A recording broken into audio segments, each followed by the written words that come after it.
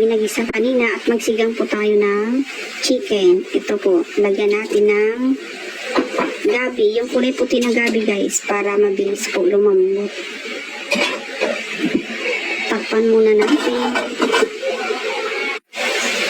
Lagyan na rin natin guys yung sitaw. Medyo half-cook na guys ang ating gabi. Kaya pwede na natin ilagay ang sitaw at ating tatakpan ulit guys.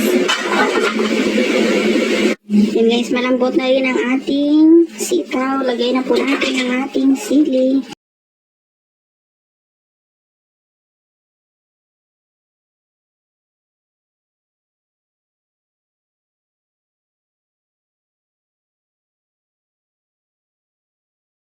Sa ngayong panahon talaga guys, masarap pumigop ng sabaw. Kahit anong sabaw po yan guys, lalo na pag sinigang. Sinigang na manok ito guys. Tikman natin muna kung ang asim tama na ba. Tama na gaya ang asim, kaya lagay na po natin yung kangkong. Ito yung kangkong na maliliit. Hindi po siya malalaking kangkong.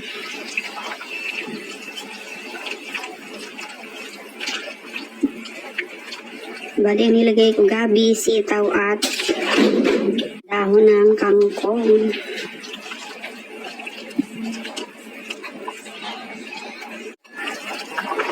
Pakulo-kuloyin lang natin ng punti guys.